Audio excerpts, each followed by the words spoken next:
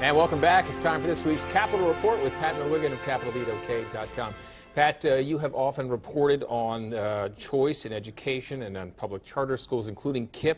The Oklahoma City School Board has approved a plan that would allow for the expansion of KIPP in northeast Oklahoma City. What are your thoughts on that?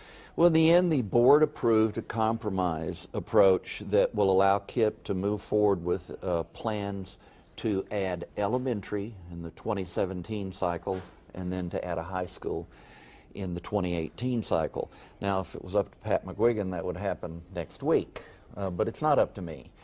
And I have some frustrations with slow implementation, but more on that in just a second. I'll talk about the founder's vision and his willingness to do things incrementally. But first of all, I want to mention Walter Williams had a great column just recently in which he said that disgraceful academic performance in inner city schools that are predominantly African American is not preordained. Not. Underline italics, that's my emphasis. What's happened at KIPP in the last decade or so, and in the half decade since it became a charter school, is not a miracle. It's a result. It's a result of educational excellence. It's a result of policy. The proof is in the pudding. There's a guy named Gary Jones who was a big advocate and supporter of this, and Gary and I used to cuss and discuss all the time when he was the head of the Oklahoma Public Employees Association. So he's not a conservative like Pat McGuigan, but he's a conservative of certain variety, I guess you'd say.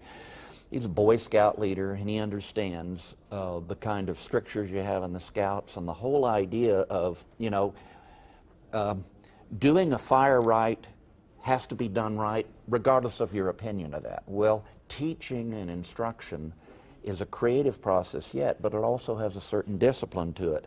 And Tracy McDaniel, who's the founder of KIPP Academy, is a guy who gets this. I was going to joke and say this is a picture of Denzel Washington and Man on Fire, but actually it's our own Tracy McDaniel right here in Oklahoma City, a career public school educator who runs that place now, and he's a man on fire, bringing a productive model. He's a change agent. That's why he takes shots.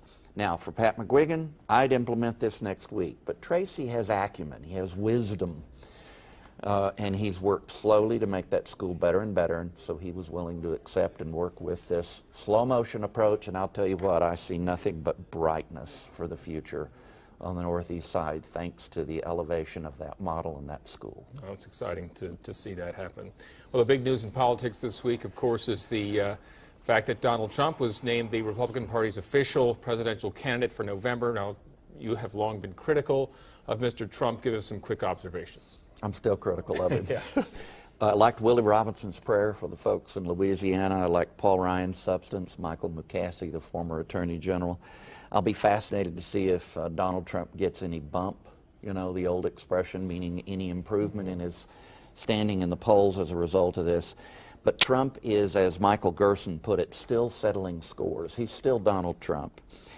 His nomination, I'm afraid, is going to feed the divisions in the country. That's not to make a positive case for the other team. It's just an observation about Trump. Gerson also said this is a different and diminished party to have picked this guy as their nominee. I agree. You can read more about these and other topics at CapitolBeatOK.com. For Pat McGuigan, I'm Alex Cameron. Have a great day.